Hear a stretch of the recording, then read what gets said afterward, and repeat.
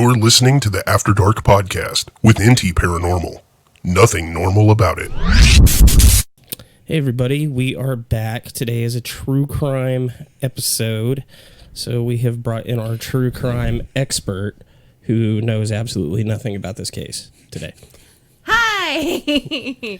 Buckle up, buckaroos. We're going to tell our true crime expert about this true crime that happened that also has a super duper haunted location supposedly tied to it. Supposedly, we totally watched the video last night. And oh yeah, Ghost Adventures. It was super, the only super valid haunted. ghost hunting resource. It is. Actually, there's a bunch of different groups that have done videos about it. It's just and Ghost that one. It was the least boring. Okay. It was the one where they got to the point. Zach was like, I'm taking my shirt off. I'm going to fight this ghost. I got to oil up first. He uses holy oil to get all greased up. And his cross tattoo. Yeah, he just does that. He just needed an excuse to do it. He was going to do that There's anyway. something about his face that makes me angry. He's like, let's go down to this pool and Greco-Roman wrestle the serial killer ghost of... Which turns out Herb would have really been into. Yeah. Yeah, like, that is Oiled true. up Zach Bagans. So today we're talking about Herb Baumeister. I love his name. Baumeister. It's the combination. He's the Baumeister. He is the Baumeister. Oh.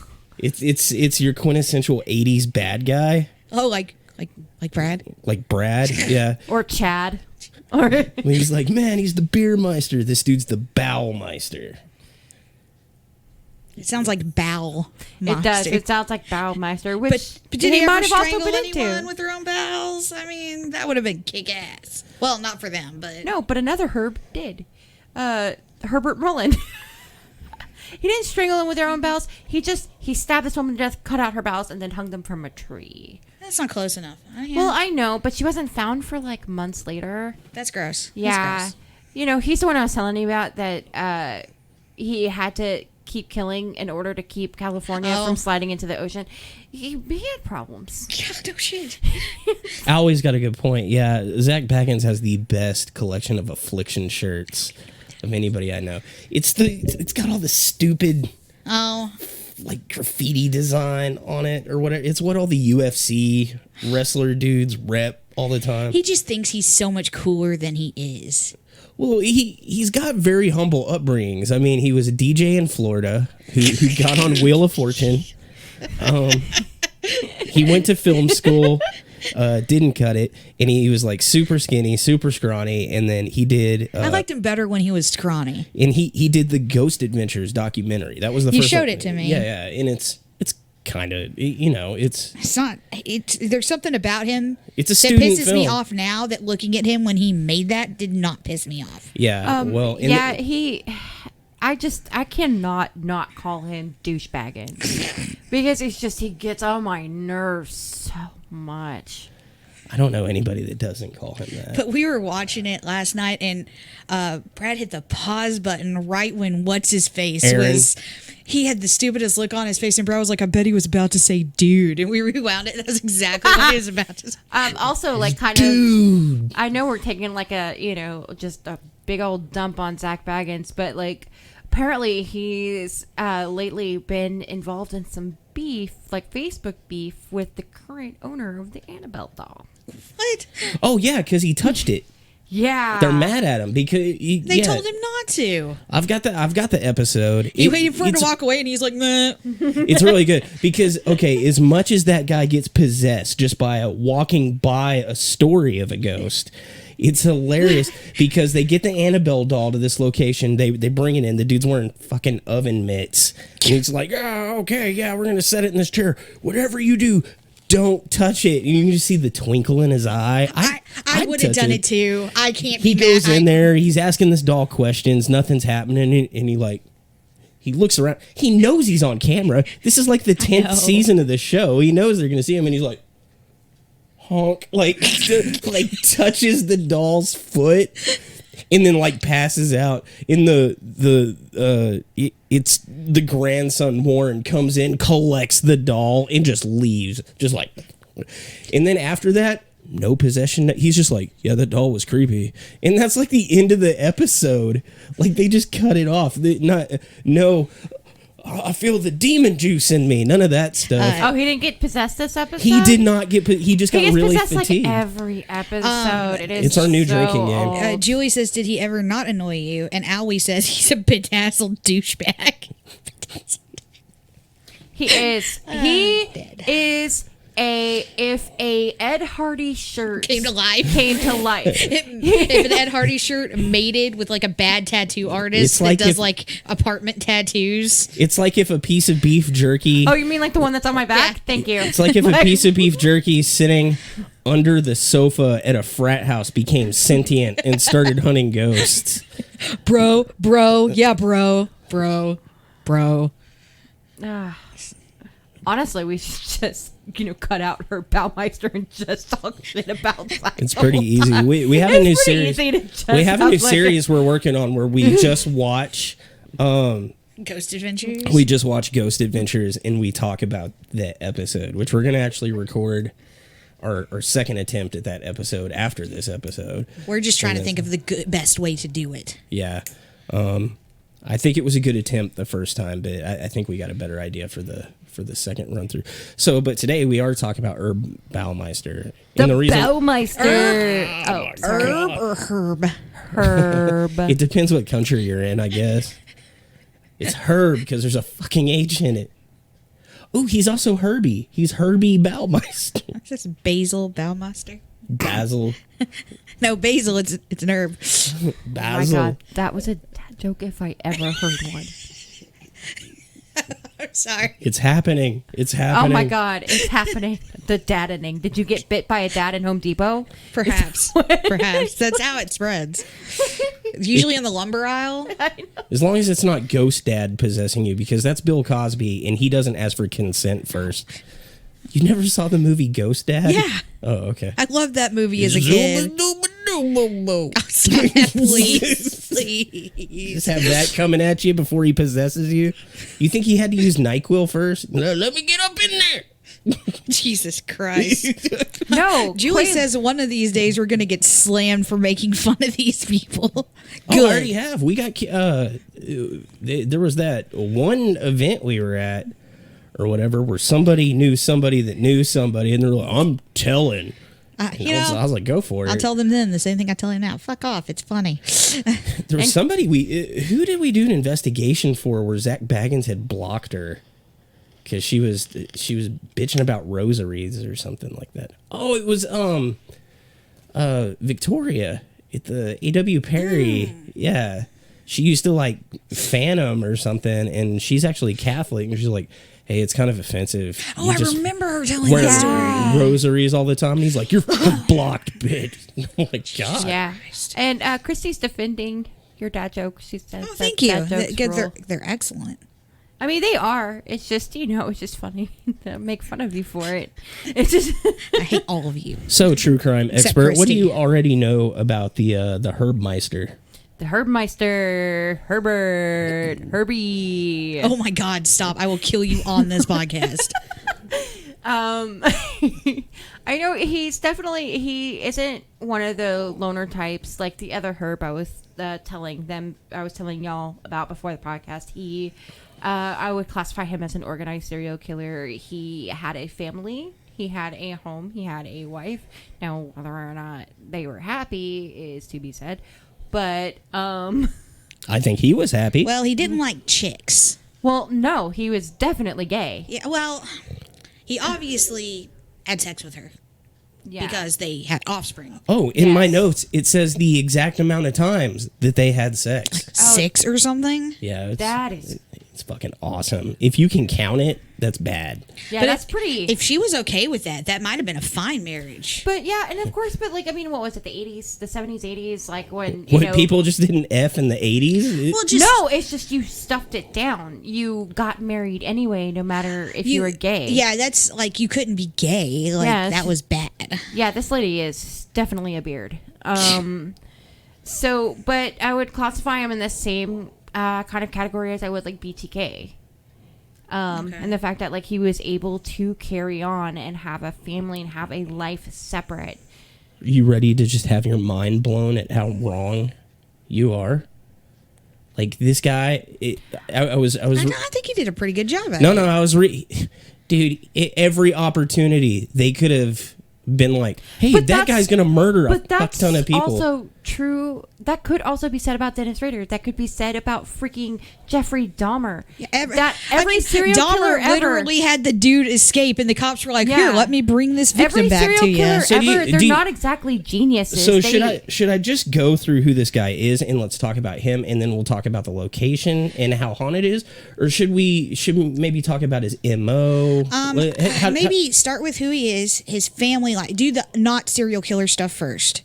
Do his MO, his killings, the results, and then the haunting last, I think. So, this is and if you guys want to follow along or you want to check it out later, this is a pretty good blog. It's called talkmurderwithme.com. It's a true crime blog, and this chick does all these case studies and blogs about it, but she does like a lot of in-depth stuff. It's a really good blog, and that's where I definitely have to check that out. Yeah, that's where I pulled up a lot of the information. I'm going to read a bunch of it verbatim. So if you're listening, talkmurderwithme.com. I'm not plagiarizing. I'm totally giving you credit, but you wrote it better than I can say it. But we'll read through it, and we'll have some colorful commentary about what's going on here. But when Herb and Juliana Baumeister purchased Fox Hollow Farm in 1991, they felt as though they had struck gold. The home was majestic, 11,000 square foot, Tudor-style building sitting on 18 acres of lush green pastures. Located in Westfield, Indiana, it was about 20 miles north of Indianapolis, giving the young family privacy without being too far from the city. The haunted location, it's pretty famous. Like 4 or 5 groups have done it. It's Fox Hollow Farm, and it's huge. Yeah. It's a big mansion. Really pretty property. And the big thing about it was in the 90s, they suddenly just started finding skeletons on the property. And in a very short period of time, they recovered 11 full skeletons and could only identify 5 of them at the time, and it turned out to be missing persons in the area, and it was a big deal, and it escalated from there. And there are so many bones and bodies that have been disposed of on this property that since 1991 there have been like 27 bodies. Like, would you say they think like 47 in all? They think people, which would make him like one of the most prolific. Yeah, that would put him, I would think, second to the Green River Killer.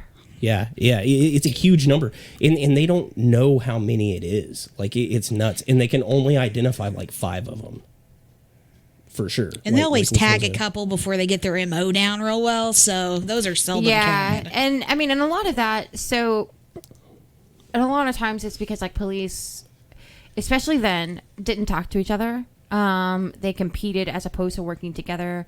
There was no centralized records keeping. Yeah, VICAP was still new, and DNA was in its infancy. There's no DNA in the case stuff. We'll get into that in a minute. What year did this happen? 1992. 92. Okay, so he's Dahmer time. Yeah. Okay. Yeah, he's Dahmer time for sure. Indiana Dahmer time. Yeah. Baumeister, Dahmer time. Indiana Dahmer time. Speaking of dad jokes. Oh, okay. So except Herb Baumeister, are lame. Herb Baumeister was born in Indianapolis on April 7th, 1947, to Herbert E. and Elizabeth Baumeister. The elder Herbert was an anesthesiologist, and Elizabeth was a homemaker. Herb was the oldest of 4 children, and by all accounts, he had a normal, uneventful childhood. That's weird. It's a little out of the norm for serial killers. I mean, when Herb reached his teens, things changed. So he became a teenager. His behavior became increasingly bizarre and erratic, obsessed with death and decay. He would pick up dead animals and birds and take them to school and leave them on the teacher's desk. Okay, yeah, that's That's Dahmer. That's Dahmer. classic serial killer, and I love it. I know, like Dahmer used to, like Dahmer, like you could say, I mean, except for like a few things, you know, like his parents' divorce and stuff like that. He had a pretty I also think he's legitimately crazy. As so this is Dahmer from another bomber. Have you seen My Friend Dahmer yet? Yeah, I I have the book too. I like it too. It's pretty good. Another time he was reported to have been caught urinating on a teacher's desk. This is important later. Caught urinating on a teacher's desk. He was failing his classes and distracting the other students. Something was clearly wrong. Deeply troubled, Herb's teachers reached out to his parents. Herbert Sr. and Elizabeth had noticed concerning changes in their son also and decided to have him psychiatrically evaluated. Herb was diagnosed with schizophrenia and multiple personality disorder. Despite the severity of his diagnosis, Herb did not receive any treatment. Wow, he had DID before it was cool. Allie says about him leaving bones places, so he's a cat? Yeah. We've got video of an interview with him. Oh my God, it's the best reason for an interview ever. Local man does interview about dead raccoon on the side of the road. Yeah, it's great. Oh my God. Must have been a slow news day in Indiana. It's Indiana. Treatment for schizophrenia during the 1960s was primitive and mainly consisted of electroconvulsive therapy, a controversial treatment which doesn't aim to cure patients, but rather make them more docile and less likely to lash out.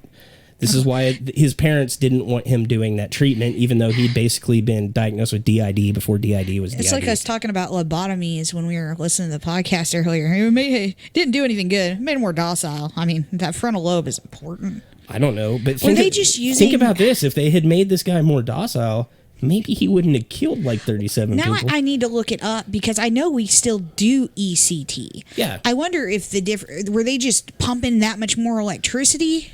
Well, from what I remember, I can't remember why I was researching it or looking it up. Because you're weird.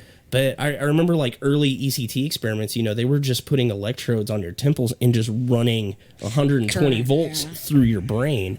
But what we do now is we target specific lobes and certain voltages and stuff just to disrupt the neurons. And now they use general anesthesia too. Yeah. Like we still do... Like ECT is a valid treatment we for still do depression ECT, we still do lobotomies, we also Just a do different magnet form. therapy, but it's more controlled. Like it's been more researched. We're not doing any ice pick lobotomies. Well, you know, it's easy to go back to the 1930s, 1940s. You know, like a lot. They didn't know any better. They were doing their best. Well, we didn't learn how to know what we know now until we did those things, and then we learned a lot more about it after World War II, and the Nazis were doing concentration camps. Yeah, we got a lot of medicine from there, and it's dark. Yeah, our biggest advancements in medicine were from, you know, exterminating a race. The Civil War pioneered a ton of plastic surgery, but bad. Yeah, and the Revolutionary War pioneered immunizations among, you know, like and rub you with some cowpox. amputation. We learned how to amputate properly too. It's good stuff. I lost my place because it resized. So Herb managed to graduate high school with good enough grades to attend Indiana University. However, he only completed one semester before dropping out. In 1967, after being pushed by his father, he returned to the university, but once again only stayed for one semester before dropping out for a final time. That's kind of a common thing with serial killers. Like They can't seem to consistently do much. And it's not from a lack of smarts. Except Gacy. Yeah, Gacy owned like KFCs, man. Like, Didn't his wife's dad buy him for him? I mean, he helped him out, but he was able to function. Yeah, he was able to function, but like also, it's pretty common among serial killers to keep like pretty menial jobs. They can't. I mean, Dahmer in the Chocolate Factory. That sounds like a book. It's sounds like a fun excellent little book. children's I'd read book. that. I would read Dahmer in the Chocolate Factory. I don't know that I'd want him flying over my neighborhood just like, here's free candies. What was that? The last podcast on the left episode Bones in the Chocolate where they were There's talking about- bones in the chocolate. There's bones. I was thinking of like Ted Bundy. Like Ted Bundy was incredibly intelligent, but he never finished any of his schooling. Like he was defending himself in court and was doing a decent job. Yeah. The problem was there was so much goddamn evidence stacked up against Oh yeah, him. But it's almost like their narcissism gets in their way. I just love the Bundy thing where he's like defending himself and he's like, you know what, never mind. I'm going to go out this window to Florida and murder across we the need to sorority houses. talk about Ted Bundy sometime because I love that story. They're like, okay, yeah, because he was so docile and like he like worked with everybody and so the cops liked him so personable. much that they're like, yeah, go work on your documents Yeah. in this room, completely unshackled, unsupervised, and he's like, Window. Yeah, later. And I believe he hurt his ankle on the Yeah. way down. Yeah, he. the thing I love about Ted Bundy is every time he got picked up, it was for something just asinine. That He happens broke to in like tail all lights. serial killer. Kemper got pulled over once. No, and just- Kemper got pulled over once, but Kemper didn't get caught No, until but like 'cause he turned himself in. It goes two ways. Either they like Kemper got pulled over for menial things, never got caught. The incel shooter Elliot Rogers, they showed up at his house once because someone said he had guns, searched it, and they're like, oh, never mind. Either the cops repeatedly pop them on minor things and never get it, or they get them once for a speeding ticket. to Ted find a Bundy body got in their pulled trunk. over. He had ropes, gloves, and trash Yes. bags in a car that was So- flagged as a suspected vehicle in, an attempted kidnapping. And he was like, oh, yeah, I'm working on Yeah, a 'cause project. And they're like, move along. Yeah, and in one case, he accidentally cuffed himself. So he has a famous quote, which, well, I say famous. It's he has this quote where it's like sometimes, like in the beginning, you have all your shit together, you have all your ducks in a row. Oh, I And love then- this quote. And then next thing you know, you forget your crowbar. Like it's just like, sometimes like it's just like. You're trying to murder someone over here. I mean, you it's forgot just- your car. I mean, it's just like whoopsie doodle. It's Like, wild. I mean, like- he's so I know. he's a monster. I get it, but I know all these people are just total monsters, but how much would you want to, like, in a safe environment, go sit across a Oh my table God, from I them would love that. and ask questions, just to Yeah. see how their mind works. It floors me too, like the stuff they say where it just gets so passe. Like they murdered 17 people, brains. Like I don't get how you get there, which is probably good. It's probably good. I don't understand it. So this dude drops out of college after spending most of his life as an outcast. Herb met Juliana Sater, a high school teacher and part-time student at Indiana University. She was one of the teachers at the college he was going to. The pair hit it off right away. Is she a lot older than him? Just side note. No, not a lot older. Okay. I mean, enough older, but not like a Not ton. like creepy groomer. No, over older. not weird. Both had similar values, goals, and they were politically conservative. They were both members of the Young Republicans at IU. They were both interested in cars and hoped to one day run their own business. In November This all 1971, feels right. Herb and Julie were married. Herb continued to suffer with mental illness, but Julie stood loyal by his side through his darkest times. Maybe not his darkest times. Just 6 months after they were married, Herb's father had his son committed to a mental institution. It's unclear whether there was a specific incident which prompted him to do this.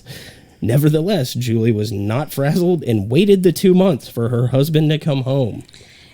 People are talking about how these people maintained having wives, Bundy, Gacy, and I've got to Rader. wonder. Well, Prater was jerking off in his wife's clothes, and she was walking in. And she's just like, this is cool, but I've got to wonder though, how much of this is them just being oblivious? A lot of it. I mean, and There's that guy willfully that had oblivious. 3 chicks in his basement, and his wife was just knitting, like, yeah, sure, this cool. you sit there and wonder, but like how much do you really notice in a day? Like how much do you really notice about Brad? How much do I really notice about Zach? How much does he know about me? I don't know. I think with Steven, I'd notice if he was like going into the basement twice a day, like, and being weird I don't know. about Not it. if he had a PlayStation down there. Yeah, you're right. That would completely just. I have always suspected that Brad is a serial killer, so. Should I not have said that on the podcast? You know. Sorry to out you. This is a plea. I need help. But I think like the biggest red flag, at least in a few of these cases, especially like in cases like Jerome Brudos and even in Gacy's case later on, because Gacy didn't just have one wife, he had two. One is a birthday clown. No wife. He had two wives. Two wives. Oh, I thought you said lives. Yeah, his first wife divorced him after his first stint in prison for sodomy. And duh. And then the second one divorced him after he was arrested. Well, for that's what murder. Christy just said. That's willfully ignoring very obvious red flags. If your husband has been to jail for sodomy, like, okay, now I can understand if like Sodomy. there's a ridiculous sodomy law, like we used to have But this before one was 2003. specifically sodomy, like sodomizing a minor. See, that's when you're ignoring something. Like if, let's say it's pre 2003. She married him with the very obvious red flag that he had already been committed and diagnosed with multiple personality disorder. But that, like, are All you I'm going to saying- eliminate everybody who's ever had a mental health care problem from your panatoire? But I mean, maybe if there's like a whole part of your house you're not allowed to go into. or if they've been arrested for rape. Well, Yeah. okay, well, but you know, the 1930s to the 1960s, men always had a room called a sanctum. Like the women folk, The masturbatorium. yeah, The masturbatory. women weren't allowed to go in there, and The nobody rape thought shack. anything of it. But I mean, You know, where we go and watch our snuff films and smoke cigars and drink I was brandy. just saying that, like, pre 2003 in Texas, when the Lawrence v. Texas thing happened, Yeah. sodomy was illegal here. You could go to jail for that. That's ridiculous. It is Like, absolutely I ridiculous. would overlook something like that, but it's a 13-year-old. That's gross. Yeah. Don't marry that person. You're an idiot. I don't care. So no surprise to anybody, since he didn't complete college, married somebody else from the college that was just like I don't think she was a teacher at the college. I think she was a high school teacher who was going to college. So that's why there's not a big age discredit. She's not like a PhD teaching at the college. Herb's job prospects weren't great, given he never completed his university education, nor went to trade school. My job prospects, too, man. I His get it. father, being a well-respected doctor, okay, first off, he was an anesthesiologist. An anesthesiologist is a doctor. Yeah, you have to Not be a a doctor. Yeah, a doctor. They full on go through school, do a residency. They're actually the most important person in the room. They fuck up, you dead. An esteemed member of And they the make the most community. money. Yeah, He it's not like a managed to help chiropractor. Herb land a new low-level job at the Indianapolis Star as a copy boy. Driven and hard-working, he threw himself wholeheartedly into his work. It wasn't long, however, before he began to get on his coworkers' nerves for being overbearing and irritating. And leaving dead bodies. I mean, what is that? A squirrel skull? A skull? Again, Herb, stop leaving dead squirrels on my desk. Well, here's some more red flags. He required constant praise from his higher-ups, and when he didn't get it, he became bitter and moody. Fed up, he quit and found a new job at the Bureau of Motor Vehicles. Herb carried over his strong work ethic and eventually became a program director. He was not well liked by his coworkers. However, he was known to be unpredictable and volatile. Unpredictable. I can't get that out of my head. Unpredictable. His Thanks, coworkers last podcast. His coworkers avoided him as best they could, viewing him as an oddball who made them feel uncomfortable and fearing his unexpected outbursts over small, insignificant things. In 1985, Herb was fired for urinating on a letter addressed to the governor of Indiana, Jesus Christ. at the time, Robert Orr. After being fired, Herb was arrested several times, once for his involvement in a hit-and-run accident while drinking and driving, and in 1986 he was charged with stealing his friend's car. Somehow, he managed to wriggle out of these charges and never serve any time in prison. I don't know what his deal is with urinating. A fetish? Maybe. It's not a fetish because it's not. It's not sexually motivated. Well, and it's not. Also, there's no consent. Are you sure it's not sexually motivated? I mean, or maybe it's just. I mean, I that guess sounds because very like psychosexual. but it's also asserting your dominance. Yes, he is a cat, Allie, because he pees to assert dominance. Julie never found out why Herb was fired from the BMV. they found out later. And while Herb had been employed by the BMV, Julie had given birth to 3 children. Marie in 1979, Eric in 1981, and Emily in 1984. When it became clear that Herb was not going to find another job anytime soon, he took on the role of full-time dad while Julie began teaching again. Herb showed another personality as a father. He was not volatile and unpredictable as he had been at work. Quite the contrary. He was caring, patient, appeared to enjoy being a dad, and apparently he also cleaned up graffiti. Oh, like No, that's not in here, but I just thought it was relevant. Yeah. Mm-hmm. Let's not talk about that. Moving on. I do love those memes, though. Like, oh, here's Ted Bundy washing the dishes. He must be a good guy. A new venture. Herb's next job was at a thrift store, still driven by the idea of one day running his own business. He put up with the work and considered himself to be too good for, and concentrated on learning the trade. 3 years later, in 1988, Herb and Julie made the leap into entrepreneurship. They borrowed $4,000 from Herb's mother, Elizabeth, and opened their own thrift store, which they called Save-A-Lot. You guys might have heard of this. Oh. The store was a hit. It was so successful, the couple ended up opening a second location the following year, and they gave annual donations of $50,000 to children's charities. The Baumeisters had achieved what they had been dreaming of for so long, and to celebrate, they purchased Fox Hollow Farm. The $1 million home was perfect. Julie described it as a utopia where the kids could rollerblade without having to worry about cars coming around the corner. Oh man, that's a pretty 90s statement right there. Despite the appearance that life was good for the Baumeisters, this was not the case. Herb was difficult to work with. He had been at his previous jobs. He treated Julie as though she was an employee and not a co-worker. While this annoyed her, she laid low in an effort to avoid confrontation with her husband. Unsurprisingly, their marriage also began to suffer. During the summer, Julie began taking the children to stay with Herb's mother at her condo in Lake Wawasee.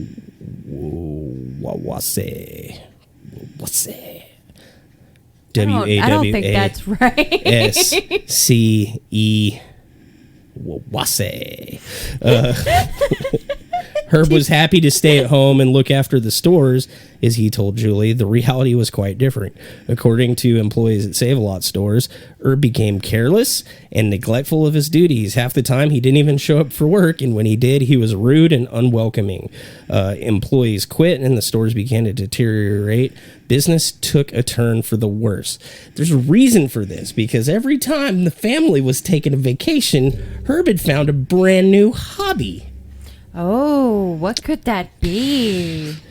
So this goes on to talk about Herb Baumeister's other life. Everything in Herb Baumeister's life, it was falling apart. But through it all, he paid extra careful attention to the pool at Fox Hollow Farm. It reminds me of the King of the Hill episode where he teaches what's-her-face to do the pool or whatever, and that's like their Zen thing. Apparently, he just spent a lot of attention on this pool. He made sure that to always keep the bar fully stocked and liked to position dress-up mannequins around the swimming pool to create the illusion of a fancy pool party. Because it was an indoor pool. It was an indoor pool, yeah. Yeah. With like a retractable cover. Like, it was really nice. While Juliana and the kids were away, Herb began frequenting gay bars in downtown Indianapolis. How long he'd been doing this isn't really known, but there's no question that he was gay and in denial. Indiana is a conservative state now and was even more so in the 70s and 80s. By marrying Juliana and protecting the image of himself as a family man and staunch Republican, he was able to mask his true self. Juliana would later say that in 25 years of marriage, they only had sex 6 times. That's 2 hands. It's okay. Yes. I mean, I guess. 6 times, 3 kids. You do the math. 6 times and 3 kids. He's pumping out a kid every second time. Yeah, it's good odds. I mean, he does it once. It doesn't work. He goes again. Oh, we made a kid. I can stop for the next 10 years. It's time for another kid. Something dark was going on in Indianapolis starting around 1991, the same year Herb and his family moved to Fox Hollow Farm, young gay men began disappearing from downtown Indianapolis. The men ranged from age 20 to 46. All were white and had similar physical features. So he's a Dahmer, because that's Dahmer Basically. was looking for hairless boys. Yeah, he had a thing for torsos. Dahmer did, and he liked hairless torsos specifically. There's a lot of parallels here. Yeah. Serial killers typically go after people that look like them, right? They No. typically follow racial. Most murderers, most rapists typically follow racial lines. But with like serial killers like Dahmer, he's looking for something specific, so it crossed racial lines. But mostly, unless it's a murder of convenience, they have a type. Yeah, and a lot of times that type is convenient victims, like at the time, gays and homeless Yeah, and prostitutes. people no one gave a shit about because society the had written poor. them off. Yeah, poor, especially like poor children. Like they were the lesser dead. Yeah. Oh, yeah. The term "the lesser dead." That one throws me. Yeah, Because I don't like it. I mean, I don't like it, but that's the term. I know. mean, It's just sad. it is very sad. So there's this investigator. His name is Vandergriff, Virgil Vandergriff. And in 1994, he was former police, but he was a private investigator. And he was hired by one of these missing people to try to find their son. The missing person's family to try to find their son. And he started getting into it. This started happening in 1994. And the guy's name was Alan Broussard. He was 28, and he had been seen leaving a gay bar in downtown. Well, here's the funny thing: there were like all these missing people that matched the same descriptions. The police were not investigating this at all. This private investigator is looking for this one guy, and he's following leads. And while he's doing that in Indianapolis, he's the one that figures out, hey, there's like 10 of these guys, all from the same gay bar, that are missing, and they all have the same like age and physical description, and they're all going missing in these different intervals. And he takes it to the police, and the police are like, yeah, they're gay. And just like brush it off. They're like, if you're gay, you're doing promiscuous stuff. You're bound to come up missing. Yeah. And they just don't even investigate it.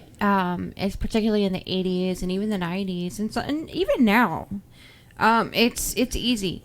They are basically like easy pickings. They're not so much now as it used to be, but police don't want to investigate that because it's icky. In addition to the gay bar where all these guys had been picked up, there was also a string of young men that had gone missing off of Highway I-70, and they were investigating that, and that was called the I-70 Strangler.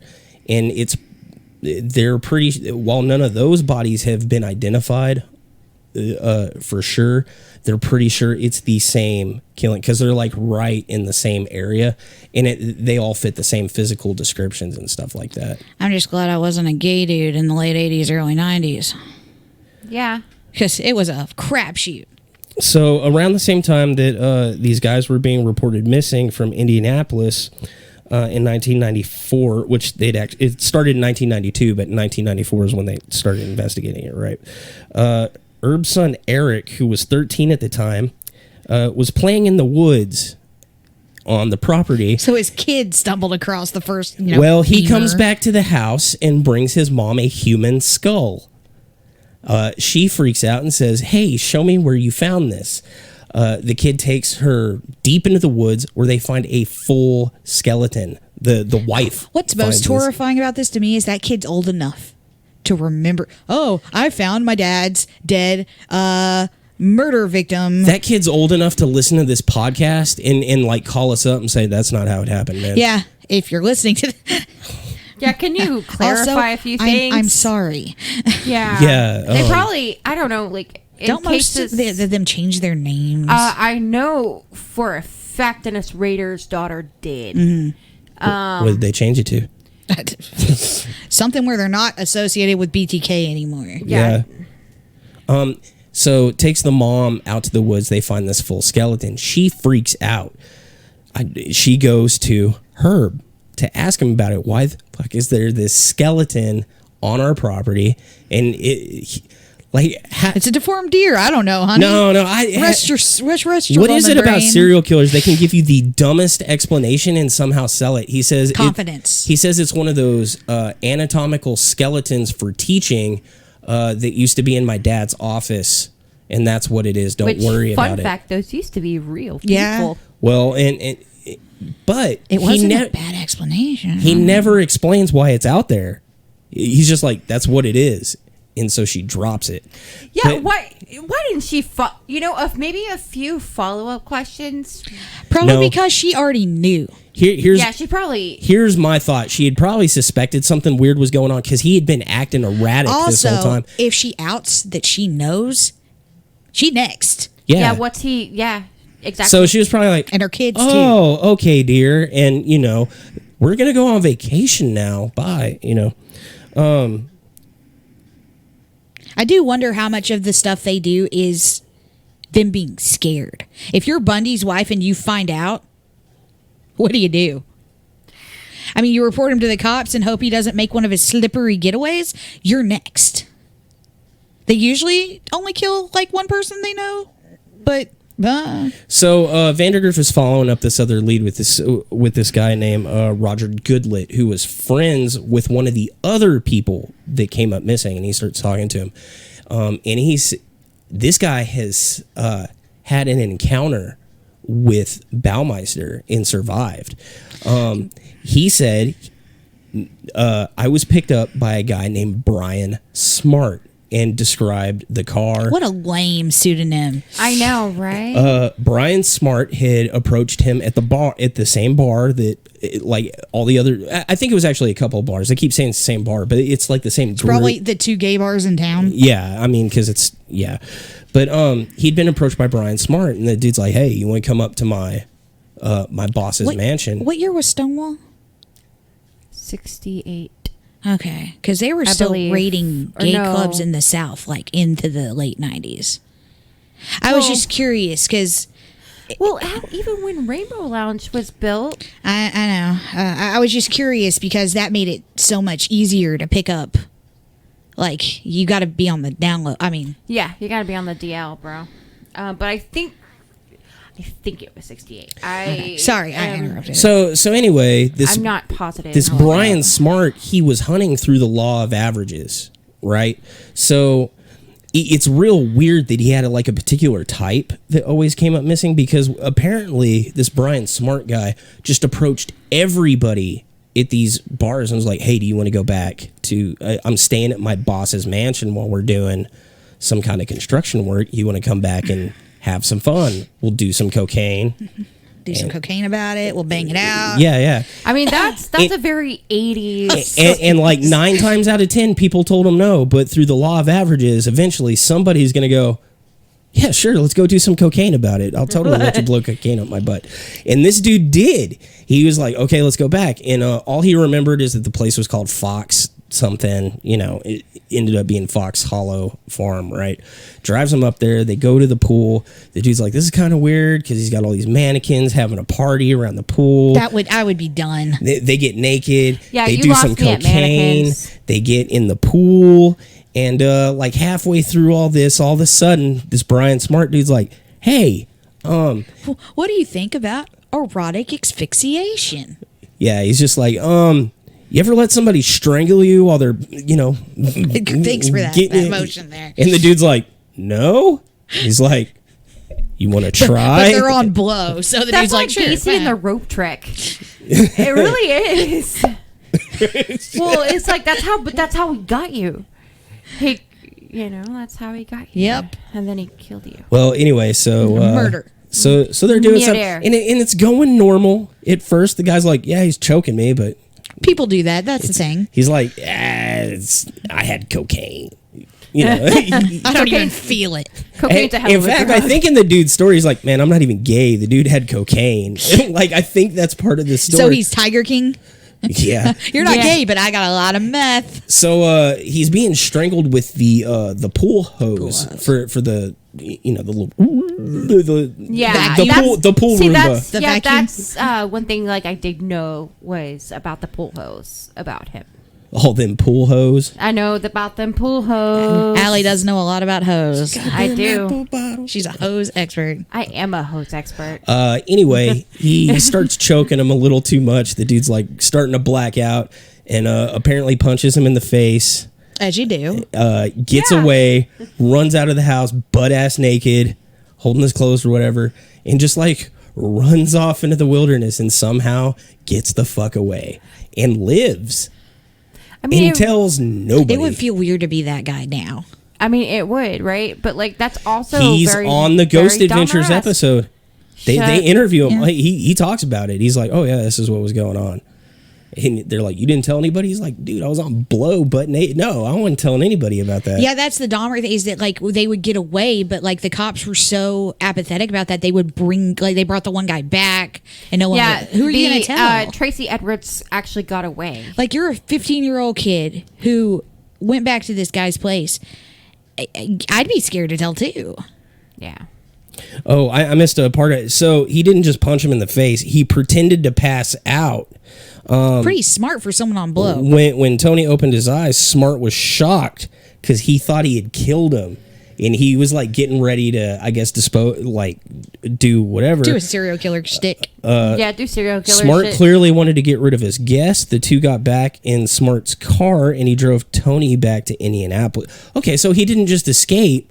He just passed out, and the dude was like, "Oh no, I totally wasn't trying to kill you." Okay, And so I got that gets story in the guy's wrong. car with him, and I wouldn't get in the car. I'd be like, "Well, this is it." So Herbie here is like trying to smooth it. He's like, "Hey, I wasn't trying to kill you, you know, right?" Oops, blow. Whoopsie doodle. Like, you know. You okay? You good? Jesus Christ! I don't know how these people take so long to get caught. I don't know. Most of the time, it really is straight up incompetence. Smart suggested the two meet up again the following week. Tony agreed, but when the time came, Smart never showed up. Holy Jesus! I can't believe this guy's alive. That dude was gonna go back. Maybe. How would Tony not know that Smart didn't show up unless he showed back up? And was That's like, true. It's like, man, that guy with the free blow and the kink just ain't here. Okay, I totally got that story a little bit wrong. I remembered it different. As we do. Vandergriff was convinced that Smart was responsible for the disappearance of the young men he was investigating. For nearly a year, Vandergriff and Tony tried to track Smart down, but they had no luck. Then at the end of August 1995, Tony ran into Smart at a gay bar downtown. He ran outside, found the car. He had rode in with Smart the previous year and wrote down the license plate number. When Vandergriff traced the license plate, it did not turn up Brian Smart as the owner of the vehicle. It was Herb Baumeister. In November, detectives showed up at Fox Hollow Farm asking if they could search the property. Herb vehemently refused, like you do, because they didn't have a warrant. They then tried Julie at the Save-A-Lot store. She also told them, off.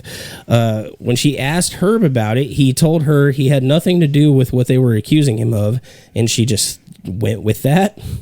Detective Mary Wilson, who specialized in missing persons cases and was a good friend of Vandergriff, had been heavily involved in the case up until that point.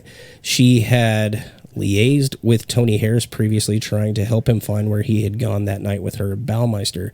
Now she needed to get a warrant to search Fox Hollow Farm. Hamilton County officials refused the request, telling her evidence against Baumeister was flimsy and she would need more to justify her request. We're not giving you a warrant for that. That's circumstantial. I can see the show now. It's just awesome.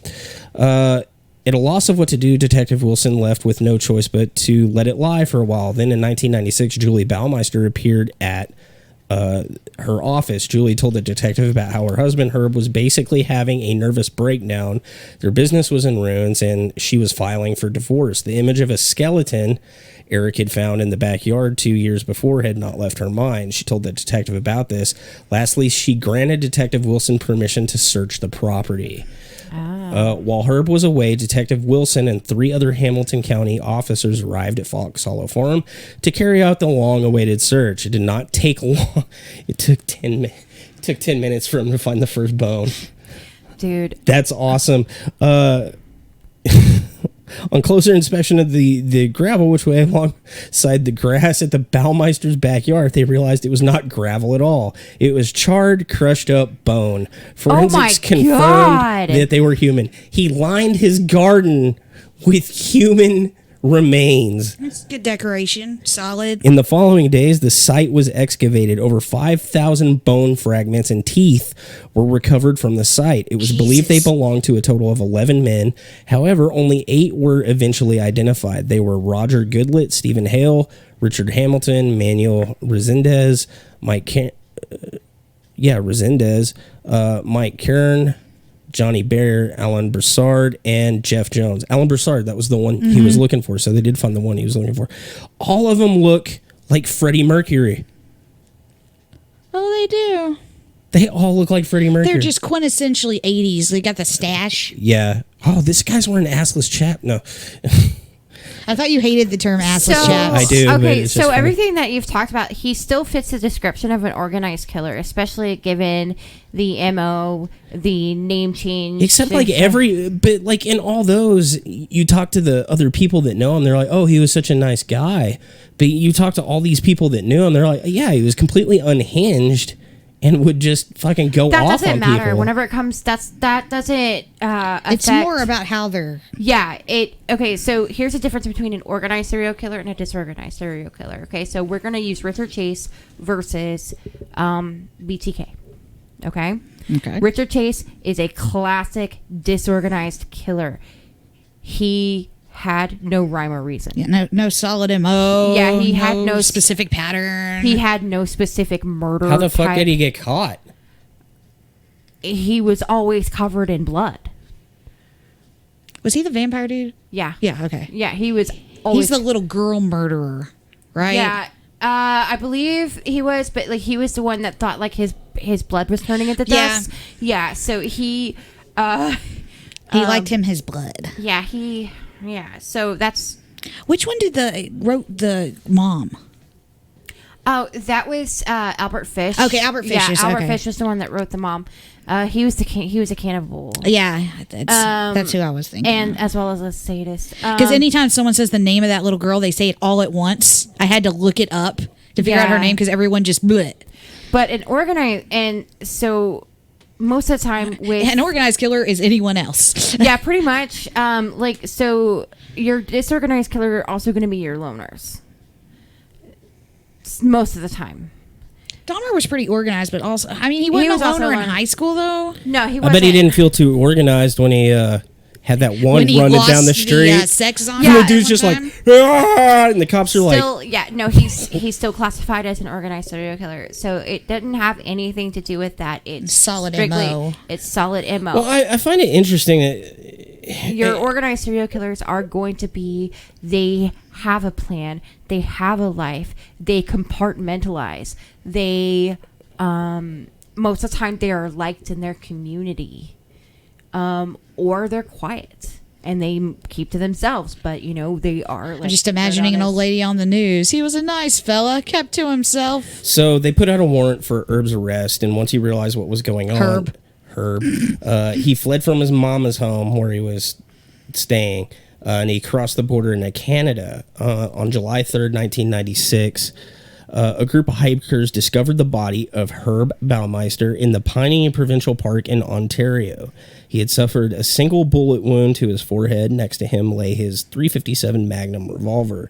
A suicide note was also recovered in the scene. In the note, Herb cited his failed business, the impending bankruptcy, and the upcoming divorce as his reasons for taking his life. But not the serial killings. He made no mention of the young men whose remains were discovered in the backyard, the charges against him, or anything else. Just completely ignored all that. Further investigation into Baumeister's secret life resulted in further disturbing revelations. Between 1980 and 1990, the bodies of 9 young gay men had been discovered dumped along Interstate 70 between Indianapolis and Columbus, Ohio. These men shared similar characteristics in terms of age and looks to the men whose remains were discovered in Baumeister's yard. They had all been strangled to death. So he liked the strangling. Mm-hmm. That was his thing. So yeah, that came to an abrupt end. They never. So all this is technically allegedly. Allegedly. He was never convicted. Allegedly. That is true, and you're innocent until proven guilty. Most of the time. Unless your name is the Baumeister. And then they just all know you did it. See, why would you go by Brian Smart when you could be like, hey, man, what's up? Hey, you want to come back to my place?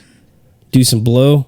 You want to do some blow with the Baumeister? God damn. I mean, Baumeister is someone you do blow with. Yeah. Like, but yeah. I feel like he wears a stupid hat. With the beers in it. The beer hat. I was thinking like. And it claps. I was thinking like Jackie Daytona. I don't know who that is. What We Do in the Shadows? I've never seen What We Do in the Shadows.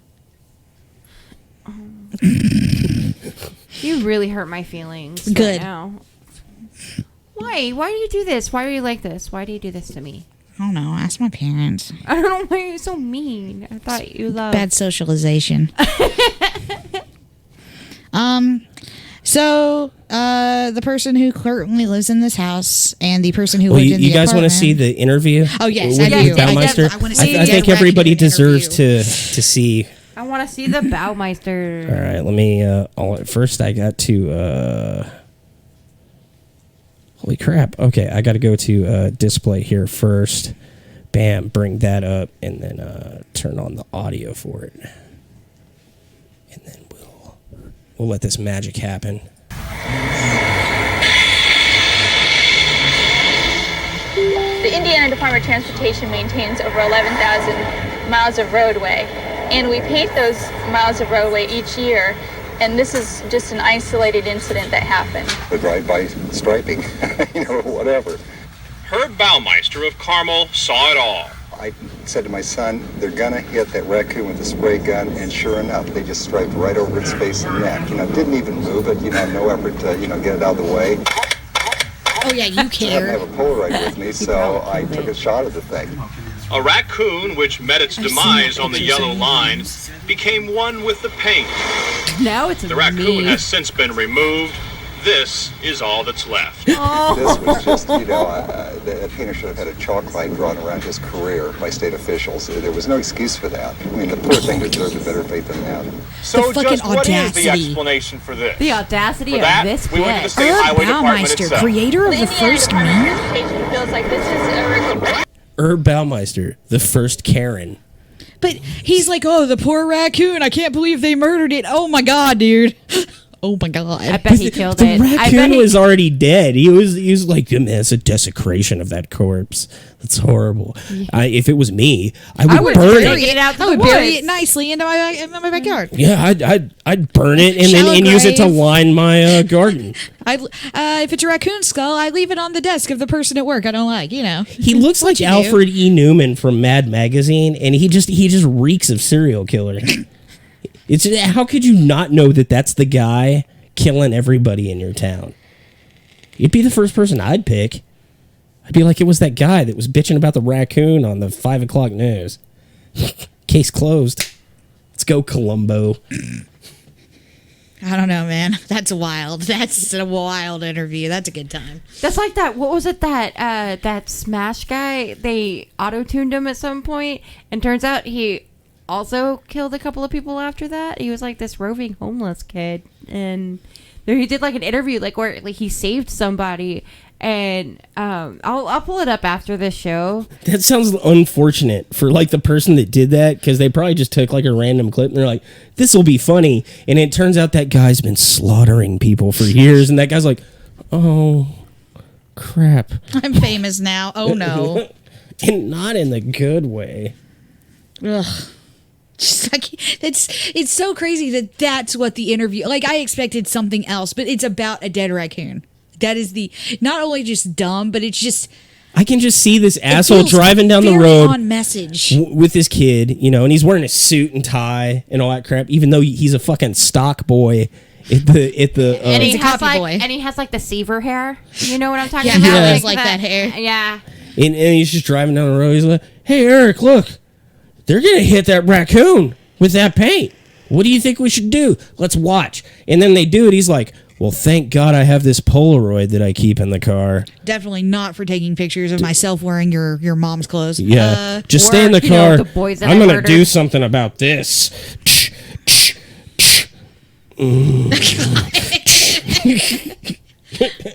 Was he a sexually motivated? I mean, were the Yeah, Yeah, I would say his. no? I'm saying, I'd say he was really motivated.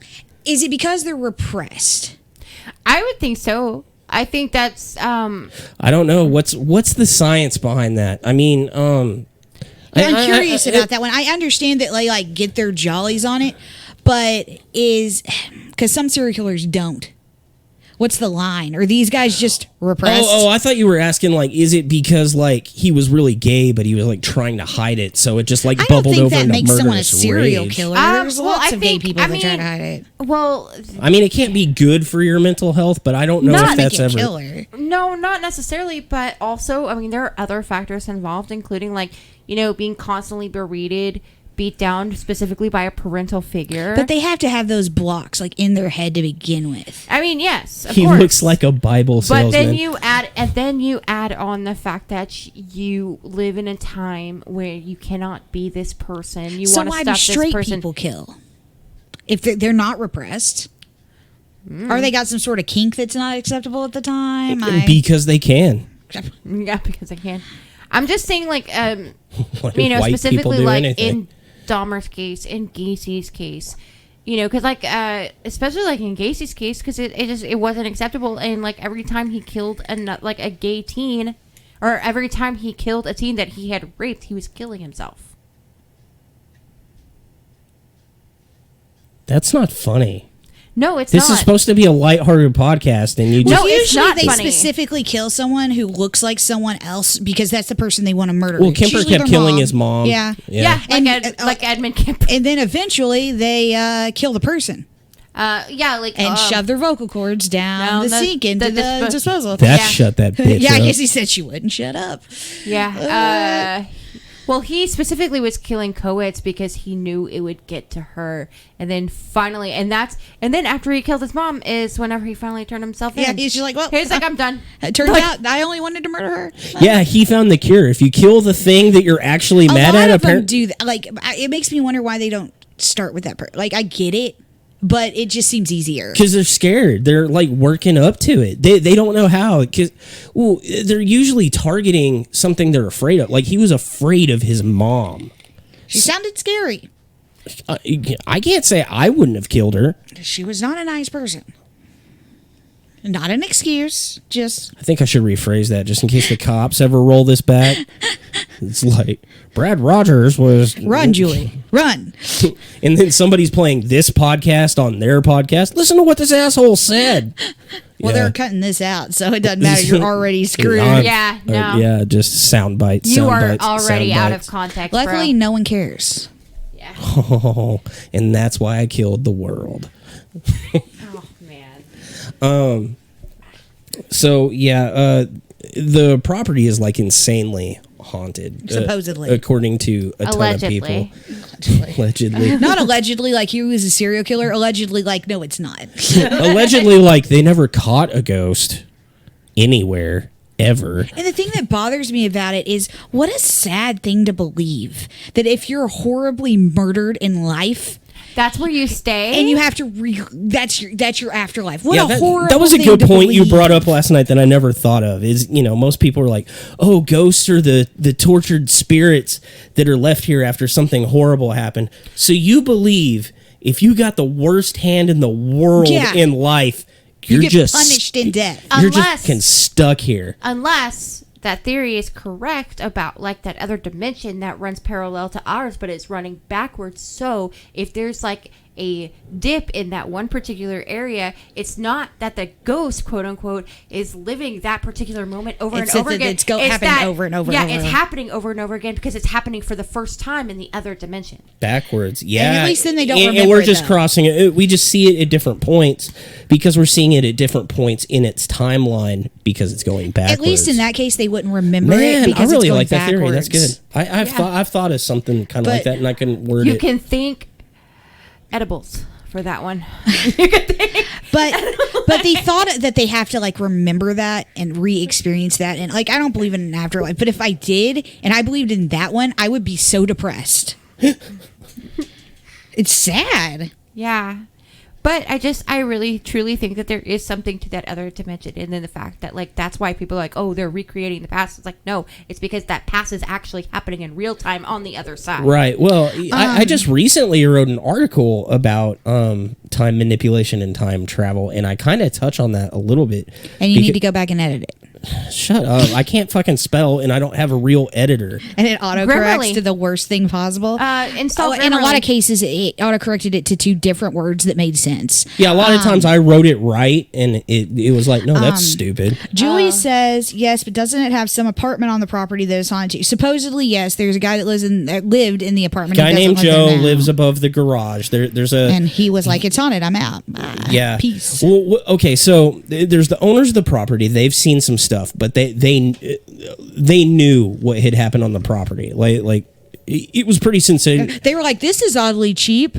Oh, I'll take all the Christy. bones in the backyard. Well, they were trying to distance themselves. The guy that lived above the garage, they were renting that like little loft area to. He didn't know. He was from like out of town. He didn't know anything about anything. And I actually believe that guy, like his account of stuff, because the stuff he says is like oddly specific and like makes no sense to a ghost story like at all. It's just like, what? Why would you make that up? It's like weird. And it crosses over with like some other accounts. What were you saying? Oh, Christy's talking about the Mandela effect. Yeah, that's... And I was responding to Christy the Tinkerbell thing last Yeah. night. Oh my God. Yes. Tinkerbell? Side rant. There's everybody remembers this Disney beginning where Tinkerbell uses her wand and draws the castle Yeah. and dots the eye. Please don't tell me that didn't happen. And sometimes her wand doesn't work, so she like shakes it and does it. Yeah. Does not exist. No. Never happened. No, that fucking happened. No. I've never. It has to be okay. Except I googled it, was and on they the- played all the beginnings for all Disney movies ever, and I was like, I'm gonna find No, it. it was on the in Wonderful Texas. World of Disney. Okay, it wasn't sure. on Disney movies. It was on It's- the TV specials. I swear to God. Okay, No, it's it okay, happened. Allie. Because it goes. No, it's because we're living in a hell. I'm gonna link up the Tinkerbell one real quick so Because Christy can no. see it. No, we're living in a hell dimension. It's It happened. it's 2020 And things. it had to. And you know what? Wonderful World of Disney might be one of them, but I've seen it before. But we only owned about 10 Disney movies on VHS, so I gotta narrow it down to what they were. And there's only like 4 or 5 of them that I would watch. It had to be either on 101 Dalmatians, The Little Mermaid, The But I Rescuers thought Down it was. Under. But I swear to God, I think it was on the Wonderful World of Disney. Wonderful World of Disney is one I watched, and so was Fantasia.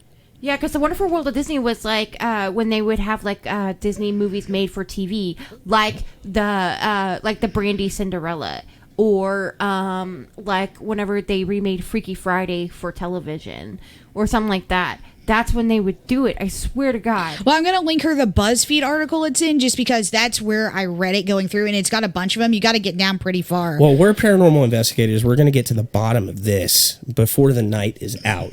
Because that's a thing. It's a blue screen, and she goes, bam, and the Yeah, castle and then, like melts down, Yeah. right? don't Like think my link it works. unreveals, and then she goes, ding, and it's the background music is When You Wish Upon a Star. Yeah, it's like yeah, which is always what it's been. Yeah. I don't And, think my link's working. and sometimes she would go,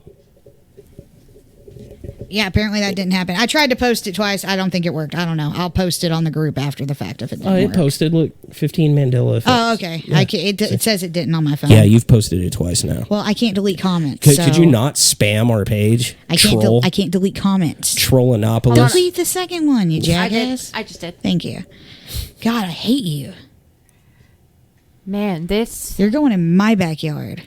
Okay, so it's a huge property. A bunch of paranormal investigators have been there I just and like made that shows the about family it. that They're lives all there- incredibly boring. The best one is Ghost Adventures. I just like that the family that lives there is still finding bones. They're just like, oh, to this day. Wednesday, found a finger bone. And there's some of it they can't talk phalanges. about because every time. So there's this funny side story I found out eventually. So they have found so many bones on that. Like when you find human remains on your property, You contact the cops. the FBI Well, eventually. at least the cops. And they tell you have to contact the FBI because it's a federal thing. They have found so many remains on the property that the FBI is like, yeah, just stop calling. Just quit. It's a closed case. Just stop. So what are they supposed to do with this remains? Like, are they I never going would to be keep them. But They what just about let- their families though? They don't know who they are. They can't identify them. They don't have DNA They've samples tried. from the people that are missing to match it up to them. That's sad. And Unless like in a it's lot of teeth cases, and I don't dental think work. they were even reported. Like you said, less are dead. But if no one's claiming it, I'm keeping it. I would do my best to figure it out. You ask, but- what do? They let strange groups of people wander around their property going, Herb, are you here? Herb, talk to me. Choke me out. Blow up my ass. Are you Alan? Oh, take me to where you were buried. I don't know. I would really like. I don't know. Like, I want to go there. I don't necessarily want to do like a hunt there, but I just like to go there. I just want to go there. The place is for sale. I want to own it. I like that the Gacy. When did that come up for sale? Was that like last year that the Gacy house came up for sale? Yeah, it was last year. Lizzie I Borden's looked it house up. is for sale too. I looked it up. Well, they had to rebuild it completely because he buried all the people under well, the house. because they had to take it apart in order to get all the bodies out. So It smelled real bad too. yeah, so they rebuilt it. It's a really nice looking home. And like whenever I found it on Google Earth, I guess I took a picture of it around Halloween time, and it was really cute. Like the family that like I was like, oh, it was like cutely decorated for Halloween. I was like, 26 oh, bodies were under your floorboards. How does that feel? 27. 27. Fuck you. That was so close. So some of the paranormal things that have happened there is the owners, the wife. She was looking out on the property one time from the master bathroom, which people have been like shoved in the master bathroom. Apparently, that's where Herb liked to like hang out and preen himself a lot or something. But she was looking out, and she just sees this guy wandering around on the property in a bright red T-shirt, and she thinks like someone's trespassing. And as she's watching him, the dude just walks into a tree, and she's like, that's kind of weird. And then she's like while she's looking at it, she realizes like the dude had no legs. It was just a floating torso. Christy says she would not live there. Can you imagine the negative energy? I'd live there. Oh my God, what were we talking about? Energy earlier? And How I much said you hate that. vibe, and you don't like vibe. I don't know. I don't like vibe. energy, and you don't like vibe. Vibe sounds hippie. It's like, oh man, bad vibes, No, yo. vibe sounds like, oh, I walked into a room, people were arguing, it had a bad vibe. I don't know. I don't like energy either, but I'm just like, I'm just pretty felt indifferent weird. to either. I use both interchangeably.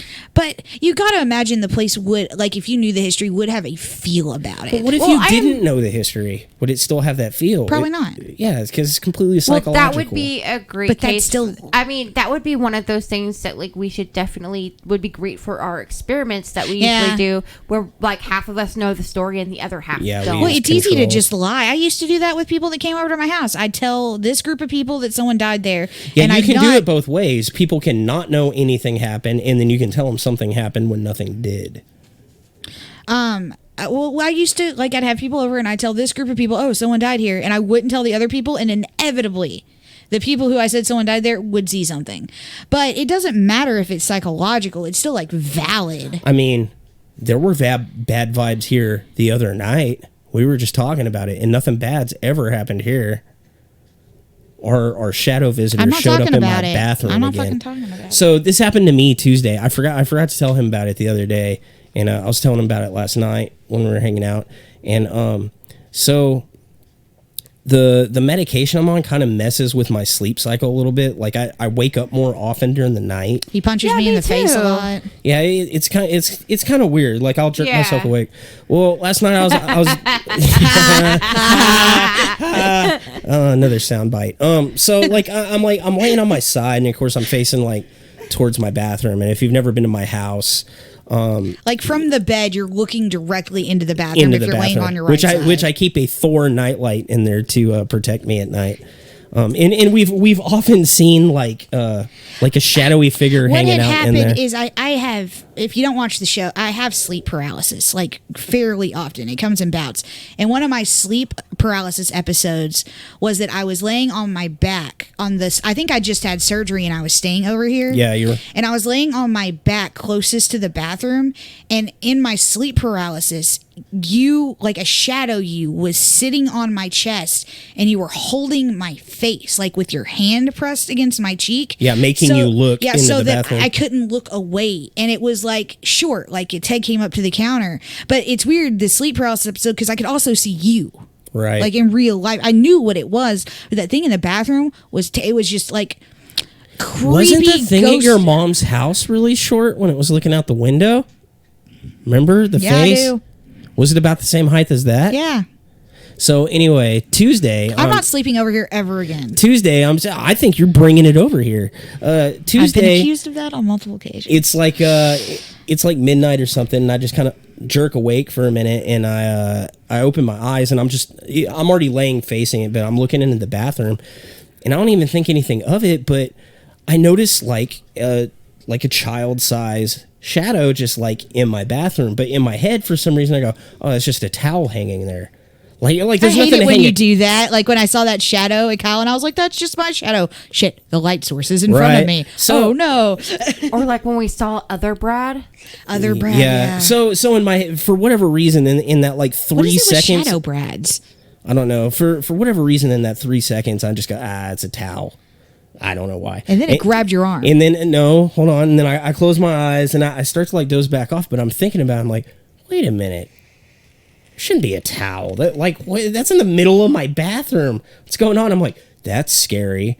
And I keep my eyes closed, and I don't want to even think about it. Yeah, if you open them, it makes it real. Just keep them closed. No, I was afraid if I opened my eyes again, it would be in my face. Oh, I hate that feeling. I hate that. That's what I thought was going to happen. And I was like, oh, I'm not going to open my eyes because that's going to happen. And while I'm sitting there, all of a sudden I just hear a in the bathroom. So probably a shower, but still, could you imagine? Yeah, and I would have jumped out of my skin. Oh, no, I locked up. I totally froze. I was just sitting there. I was like, ooh, no, that sucks. Okay, that's probably just a sound. It's just a towel, and it's a sound. And I'm sitting Professional ghost hunter. there. I was thinking about telling Google to turn on the lights and getting the fuck out of bed, but I was like, nah, it's just a sound. And I sit there for like another 2 seconds, and then I feel something like brush on my arm in bed, and I immediately sit up and I'm like, hey Google, turn the lights on. Hey Google, turn the lights on. And the lights came on. That would have been funny if it was the one of those times when Google isn't listening, when she's being obstinate. Yeah, she's just like, no, fuck you. It freaks me out. Like, I understand logically that I had sleep paralysis and there's nothing to it, but I've been having such bad sleep paralysis lately because my meds are messing up my sleep schedule that I've almost gotten good at it. Like, I can shake myself out of it now if I feel like it's happening, but now I make him shut the bathroom door when he goes anywhere because I don't want to. No. I don't know. I ended up opening my bedroom door and sleeping with my bedroom door open that night. But sleep paralysis is like a bad trip. If you think it's going to happen and you're going to see something scary, you will. Well, I guess, like, and I keep wondering, like, I never really had incidents like that, but I also slept with my face the other direction. Because I don't like having my back to open spaces, so I usually slept with, like, my face facing that back wall. See, I do the opposite because I don't like to not be seen. I for some reason, I think if I turn around, that's when it appears. I don't know. I have no logic on this. Because it's behind you. It's I like don't when you're like walking it. through a forest. If you yeah. look back, you can't stop That's looking back. like how I like sleeping with my closet door open because I'm the it same. makes me feel better.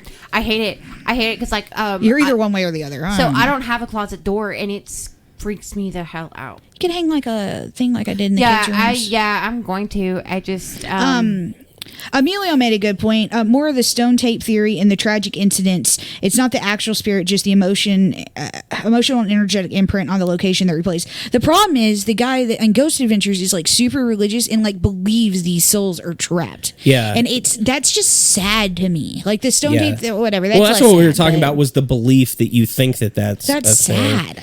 Yeah. it is. It's I mean, I'm more okay like stone tape stone tape's not a thing. Yeah, but I'm more okay with that idea. Backwards dimensions. And when I say stone tape is a thing, I don't mean that replays can't happen, and that might not be what it's just not through that mechanic. There's no proof for that.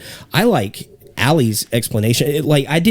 I'm really glad you said that, because I didn't know how to articulate it like into words, but that's exactly what I think. Like when we see those imprints, I think it's where our dimensions like overlapping with another, where time is functioning like either slower or backwards, or we're seeing another part and it just overlaps. It's not that energy is stored somewhere. It's a time slip is what it is. And you described it perfect. Now the time warp is going on in my head.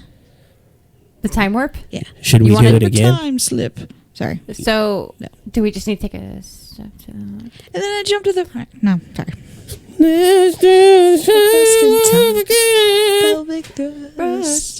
Drive you insane. I still have a video of Caitlin doing that from when she was like 4. Oh, God. That's so awesome. Anyway...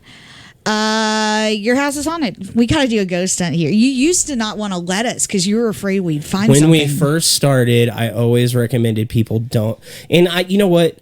If you're starting out ghost hunting, I still recommend that. Don't ghost hunt your own house. That's a bad idea. You don't want to find something because then you have to live there. Well, especially if you're starting out, because you're naturally going to come to a non-conclusion and go, it's a ghost. Mm. Now that we're more experienced... even if we found something, it wouldn't. Well, we'd either debunk it, or if we couldn't, I'd still feel okay about it because nothing has happened so far. It's just it's an experience thing. So just never start at your own house. I think that's bad. Even though my house is the first place we did. Instead, we started at your house. That's what we did. Yeah, it's okay. Don't start at my house. That's my. I walk out. Allie says I walk outside for 30 seconds and come back to singing. It's the time warp. We're doing the time warp. Join in or get out. Yeah. So come down to the slab. So anyway, this chick sees a legless red shirt walking into a tree. That was a really long side adventure. Yeah, I love quest. side adventures. That's where my How much brain experience lives. did we get for that side quest? -30. We went back a level. I'm going to need you to go from level 4 to level 3, please. Remove your skill points. What you said did not resemble an answer at all. In fact, we're all dumber for having heard it. Thanks, I award you Madison. negative points. And may God have mercy on your soul. soul. Thank you, Billy Madison. Yeah. Oh, God, I love Billy Madison. Okay, so footless ghosts. Footloose ghost. Footless. Footloose. He doesn't Kick dance. off your Sunday That's how you know. shoes, which he doesn't have because he has no legs. Lieutenant Dan, Dan. I got no legs. Lieutenant Dan, you ain't got no legs. So Lieutenant Dan is wandering around the woods. Except for from the waist down. This ghost is legless.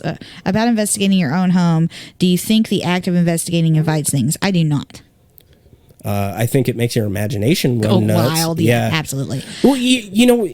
I maintain this a lot of times when we're at events and stuff and people are talking about like investigations, and it's like what we told that one residential thing. If you go looking for demons, you're going to find demons. If you go looking for ghosts, you're going to find ghosts. In the case of us doing my house, it actually helped because my kids were scared of the upstairs, and I asked them, if we do a ghost hunt and find nothing, will you chill out? You're going to hate me for this, but so when we first did that like little investigation, we left the camera going or whatever. Yeah. And the dog opened the back door.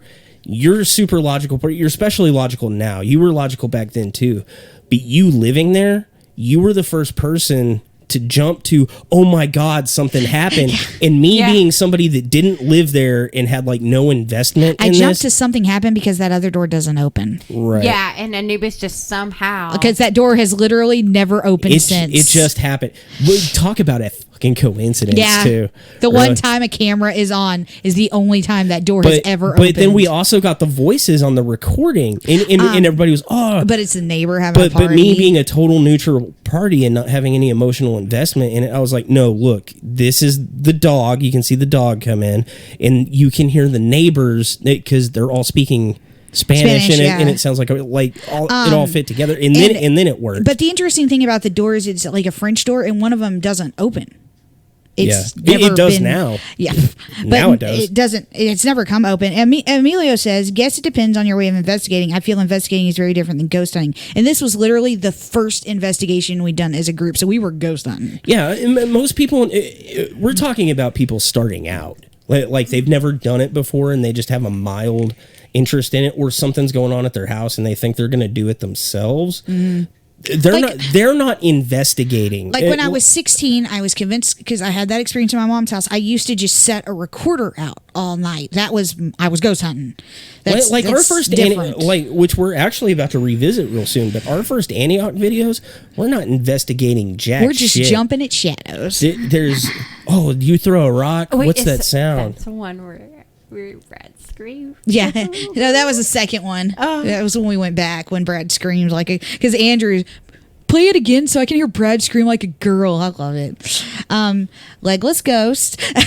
So that one was -40. Legless Ghost. Legless Ghost. So anyway, the owners have seen stuff, but they knew what had happened there, right? And there's weird stuff by the pool. Is the things like that. apartment like behind the house, like a garage? The apartment's like adjacent, so there's like a garage. Like the whole place is shaped kind of like a horseshoe, so the garage is like kind of adjacent. Okay. And then there's like this whole like apartment complex above It's the a garage. nice ass apartment. Okay, because I thought the apartment was above the pool. It's above the indoor pool. It's close. I thought it went. 'Cause It's around. There's like a garage and a Well, pool. I mean, fucking look up the layout I don't know. online. One of but- his incidents was that this apartment guy was in the pool. Right, yeah. He had access to the pool, but he didn't know anything about he was from out of town. He didn't know anything about the Baumeister thing, and the people that owned the place that he was renting it from hadn't talked about any of the stuff. He was just trying to rent a place because he worked nearby.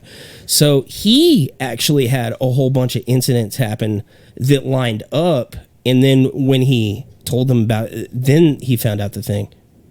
Oh, it's thunder. Sorry. And the thunder rolls. When the Emilio- lightning strikes. Emilio says, haha, it's like being a plumber and busting a pipe, but instead you open a portal to hell in your bathroom. That's what happened to Mario. Okay, so guy in the apartment. Okay, so one He thing thought he got strangled. So up in the apartment, the first thing he noticed is there's knife marks in the wall that somebody tried to buff out, and he actually found a spot of blood up there from one of the original maybe murders that happened. They don't know. Which, I mean, honestly could be true just because maybe it was one of his first.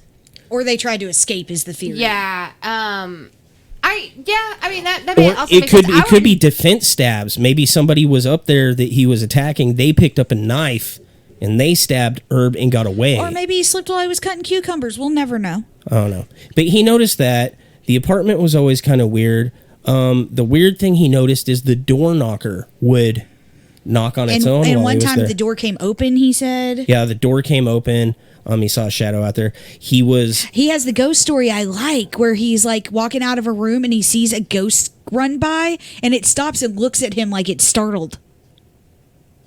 Which is just interesting to me. That is interesting. Like he's startled. This the is all on ghost. Ghost Adventures, by the way. It's season 11, episode 9. If you want to watch it, it's not a bad episode. Like Zach Bagans is annoying, but he gets really good interviews with I don't these like guys. Ghost Adventures, but that episode was like. They actually got some halfway decent evidence, and I really love Nick in that episode. We'll get to that in a minute, what he does up in that apartment, actually. But he hears the door knocker knock while he's up there, and one time it comes open, and one time he's like just chilling in the apartment, and he sees somebody just bomb out of his closet and just like stop and look at him and is like... The thought of startling a ghost just amuses me. I don't know. I don't know. I think that gives credence to my theory. Yeah, the universe. Because the because I mean, if there's like a slip, if we could see them, they can see us. What? Ooh. Oh, it's like that movie From Beyond. You got to be really still, or the resonator will get you. God, that movie was so dumb. It was horrible. I love... Why'd you make me watch that? I thought you would love it. I did. I mean, He was down by the pool one time, and this is all still before he knows anything, but he's yeah, down he was by the swimming. pool. Well, and he felt Warm hands. He describes it really specific. He said the hand, if you're looking at the video, the hands came around his neck from like the this, back to and the he felt the front. individual fingers. And he said it felt warm, which is really weird because if you've ever talked to somebody who says they've Yeah, they had a always said ghost, it feels it's cold. or neutral. yeah, when but I was at warm's Granbury, weird. when I was at the jail, it was a cold hand. When that time the thing grabbed your hand, big ass quotes. You're such a dick. How'd that happen? It was a ghost. Surprise! It's on it. It's a haunted figure. Your middle fingers on it, your fuck you fingers on it. Scared of the claw. So yeah, he feels And these he hands. moved out, is what's interesting. He saw a shadow figure go into the pump room. Did you say that? No, and he also said he saw a legless ghost. Yeah, he was looking out into the woods and That's two sightings he of saw the legless ghost. a legless red legless shirt. person in a red shirt, and he called out to it and it looked at him, and then it walked into a tree, a very specific tree. And when he finally told the owners about this, the wife was like, "No, you're shitting me," and you're like, "Oh," so I wonder they if, want to go dig up that tree. This is the part of the story that I don't get. They're like, "We think so and so is like buried under or near that tree." That's your property. Go dig up that fucking tree. Yeah. Like I could you not do that? I would have to know. I would have to know. I would have to. I like as soon as I saw I would go dig up. I would and at see. least go get like a ground, and start looking for stuff. Yeah. yeah, for sure. They did find some bones by that tree. Because shit, you could find the missing person who some poor family has been looking for. I Dental wonder why he's records. legless. Like, I wonder if maybe, like, what if he was killed in that apartment? The knife marks are from dismemberment. That would be so weird because he didn't do that with. But unless, like, it was a flood. No, murder. he did dismember the Dismember. bodies because to Then maybe. burn them and stuff. Yeah, I but mean, he just didn't dismember them as a form of killing them. How does a ghost walk into a tree if it had no legs? Thanks, Emilio. But By not paying attention. it's hard for me because I don't believe that people have an afterlife. So it's weird for me because I don't believe any of it. But it's interesting. It's interesting stories. Well, you shouldn't. Okay, so I think a lot of it's in the phrasing because you tell everybody you don't believe in ghosts, which I get what you mean. I'm phrasing it now as that I don't believe there's an afterlife. That's why I'm phrasing it. Yeah. You don't believe in human spirits or whatever. Maybe they found all but the legs. Because like I totally believe in ghosts, but I don't think they're like peoples. Thunderstorms, awesome. Yeah, I know that it's is kind of Oh, like Christy auspicious says- that it's happening while we're talking about like this serial killer. This Baumeister, and it's pretty close to the anniversary of Herb Baumeister's death. Christy says she can hear the thunder at her house. Yeah, she lives. I think she. Probably don't say that on the yeah, radio. don't say where our fans and me live. I forget where. We don't- Somewhere in the area. Sorry, Chrissy. She didn't say it. It's okay. I mean, we're not big, but at least 8,000 people know where I'm at if you do that. And, I'm one of them is sorry, bound I to be a serial forget. killer. But if one of our fans gets murdered, then we can do a ghost hunt. So Boom. Well, Kill I'm your not family, offering invite us Chrissy over. up. I'm sorry. I was like, well, I'm not offering her up. it's okay. You didn't actually say it. We're good. We're solid. We're solid. Say it in Latin, slow. She's like, I'm not famous. We'll make you famous. God, that sounded creepy. Don't be creepy. We do not murder our fans. We murder people we don't know. It's okay. Allegedly. Allegedly. It's an experiment. We're trying to figure out what makes ghosts. Disproving ghosts one murder at a time. I mean, you have to. It's the only way. It's for science. Julie says, yet. We don't murder our fans yet. So anyway, there have been a bunch of investigations there. I'll just talk about the Ghost Adventures one because it's what we watched. So they did get some is super credible as fucking Ghost Adventures crew is. I think every now and then they stumble across some good evidence and it gets mixed in with their production value. There were a couple of things I thought were pretty good. Now I'm not saying I know for sure that they're real. They could have crew members setting that crap up or whatever. But let's assume they're at least somewhat legitimate, right? Let's see. Let's assume the wrong thing. As we tend to do.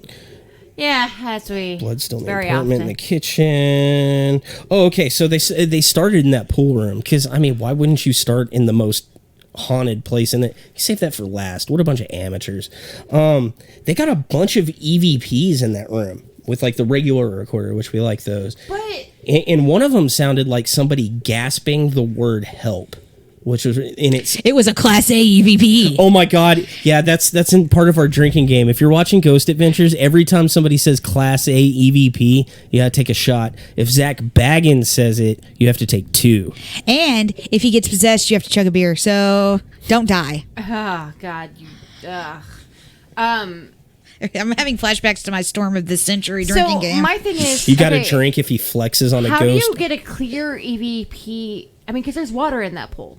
Yeah, but it's still. Okay, so I mean, it's just the whole thing with like water. Yeah. Actually, when It wasn't running. So when they were investigating, the pool was like covered and shut down. Mm-hmm. I'll actually give GAC props for that one.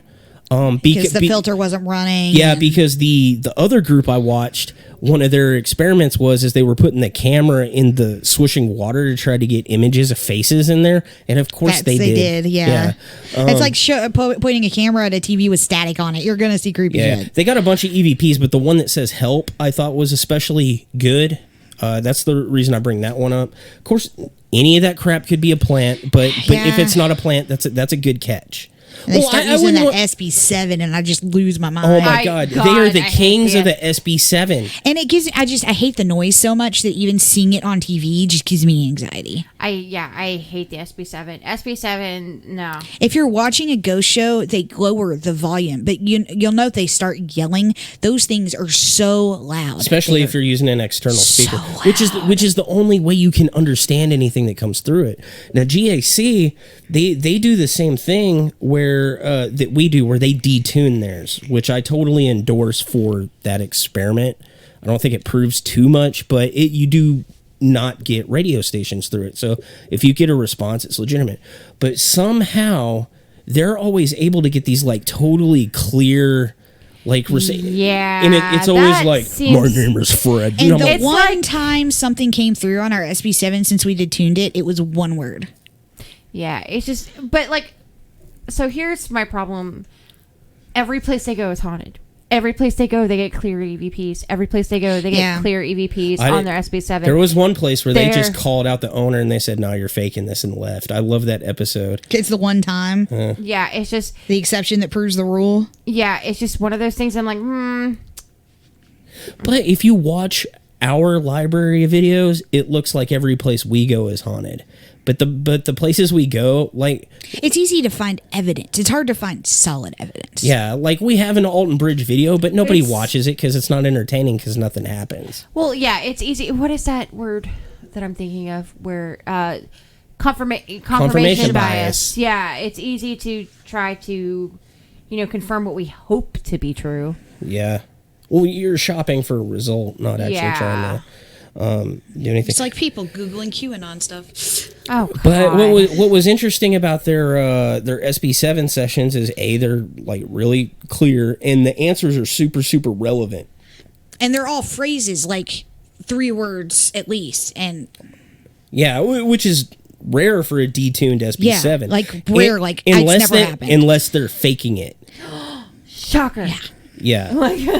I can't say for sure We don't if they know. are or aren't. I don't know. it also, a lot of times they say it's words, when to me, until they say the words, it sounds like gibberish. Yeah, it sounds like word salad. It sounds like static because it's static. Static. So he's not even on the team anymore. He's the one that left the show, but Nick Groff, the like serious one, may be the only one in the group that used to be an investigator at one point in time and not like a show person. He's just totally he's boring. He's really boring. He goes and he does like investigative stuff and when he Except he uses that geoport thing. Well, he does now, but the problem is he's trying to be entertaining now. Like he's picking up a cue from Zach Baggins. The dude makes money. He's like, okay, well, I got to do something. But anyway, so this is while he's still on the show, but he goes up in that apartment by himself, and Door shut. They're like in the room with all the monitors. Yeah, which is on like the other side of the house or whatever. And I noticed it was really funny because I was watching it. It's been a while since I've seen that episode, and I was like, man, he's really antsy. And I got to thinking about it. Is like we get called out for that all the time. They're About like being antsy? well, about being like startled by stupid noises. Like you're alone in a room and it's pitch black and you hear a banging. Oh yeah, I would jump. Because like when you were at Needful Things. Yeah, and the people number call one out. comment on that is like, well, maybe you guys shouldn't be doing paranormal investigations if you're that jumpy because it's just noises But in they there. have no context. Like you're alone in a place and you don't know if that's like a real person. Like you don't know anything. Yeah. But he's up there and he's chilling, and everything's fine, and then you just hear this like knock on the door, and he's like, "What the heck?" And he goes and he looks, and then he just very hurriedly comes towards the camera. He's I don't have a walkie-talkie. Did y'all hear that? And you can just tell he's trying to come up with an excuse. And then he's talking to the ghost. He's like, I'm not scared. This is what I do.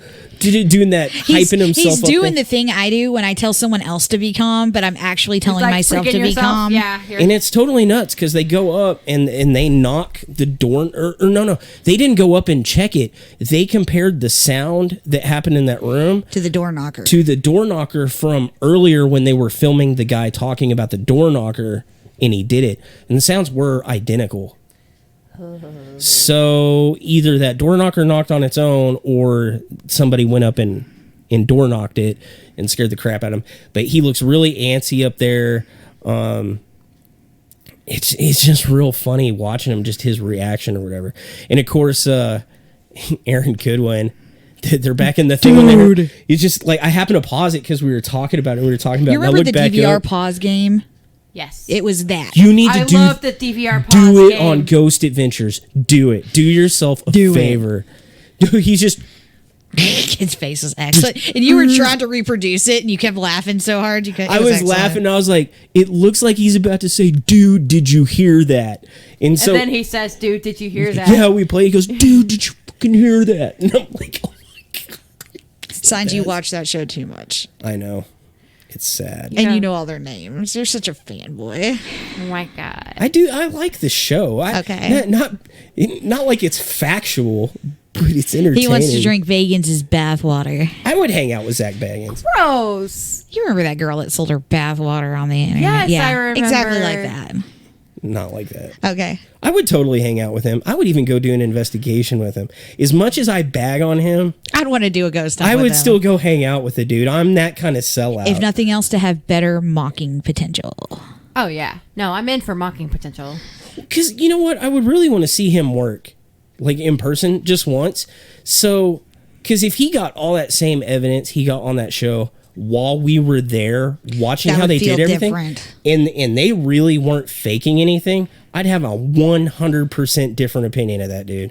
Yeah, that's fair to say. I would too, totally yeah. be that arrogant. I would be like, he deserves to be that arrogant. Julie was curious why the Nick guy left the show. I said it was a disagreement, but I don't know any specifics. I don't know the specific thing. I know there was a falling out between him Yeah, and there was Zach. some. I remember when it happened because it happened on Twitter too. Well, I remember telling you about it. He had signed an NDA when he left, and apparently what happened got so bad that he got pissed and broke the NDA, and he was like, yeah, they do legitimate investigations, but the production team put shit in there anyway, and it was like a big freaking deal. And now he does a show called Paranormal Lockdown, which is... It was a fine show, except when he whipped out the thing where they like running the SB7, but with like the pedal It was that makes also an just echo. it was also just the first episode. It might get better. I don't know. I hate that machine. You also got to remember on those shows, like Ghost Adventures, right? Like if I make a piece of equipment and I want them to try it and use it, people will pay an exorbitant. You got to pay $5,000 to get Zach Bagans to try it on his show. He doesn't have to endorse it is working. He usually does, but they'll use it on the show and you'll get exposure or whatever. I get it. There's a guy we used to work with who used to help do some equipment, and he ponied up the $5,000 to get his piece of equipment on that show, and now he won't do like favors for me anymore. He's like, no, I'm making bank selling this thing that doesn't fucking work because I've proven it doesn't work like 9 or 10 times the way he does it. Doesn't matter. Yeah. What else did we have? They're big proponents of those ghost hunting apps. They've got the paranormal puck. All kinds of things. Yeah, but it's really interesting. So there's the Haunting of Fox Hollow is the big one. You can watch that one for free on YouTube. It's real woo-woo. There is no hard evidence in there. Fox Farm? Yeah. What'd I say? Hollow. Fox Hollow Farm. Fox Hollow Farm. Okay. The Haunting of Fox Hollow Farm. Not to be confused with Foxcatcher Farms, which another crime occurred. Yeah. I think Steve Carell killed a bunch of people. Yeah, Steve Carell killed one. Yeah, he killed Channing Tatum, right? Yeah, he killed Channing Tatum. I thought it was Gosling. No, it was Channing Tatum. Because I remember that tight little wrestling outfit. I don't know what the fuck y'all are talking about. We'll tell you about it. It was pretty awesome. This is a wrestling coach killed his like from student. the DuPont family. Like he was like part of this guy. Like he was part of DuPont family. Okay. Like should I know who those are? DuPont, like they make the paint. Okay. Anyway, so like, big family, big name. He decided he wanted to be an Olympic wrestling coach. And instead murder? Kind of, yeah. Okay. Yeah. Well. We'll discuss after the show. Steve Carell fell in love with Channing Tatum and ended up killing him. I don't understand how that plays into the... Anyway. Steve Carell played the character in the movie. Okay. Channing Tatum played the dude that got killed. I didn't know there was a movie. Yeah. It's called Foxcatcher. Okay. Is there anything else on this? Yeah. I was talking... But I'm Let's lost do on some Steve blow Carell. with the Baumeister. We were talking about the guy up in the room, and he came out with asking for the radio, and they did the door knocker. Yeah. What other evidence did they find? I checked out because I hate that show. Did Zach get possessed at all? No. I think y'all said this was one that he did not get. Yeah, possessed he didn't in. get possessed this time. What was the one you did where the guy killed the girl and there were all the wild turkeys? And that was in Lipan, and it was a turkey vulture. Yes, that was. It was a little girl that got murdered there. Yeah. The name of that episode is called Holder Estate.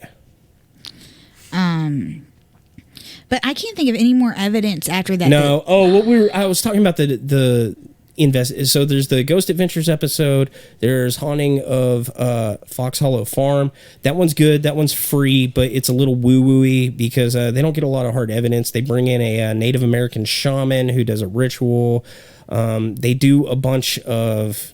Okay, they don't do the science stuff. They're the ones that are like, let's see if we get the images and the ripples of the pool, and they get some faces, and they do a bunch of interviews, and there's a reason it's on YouTube.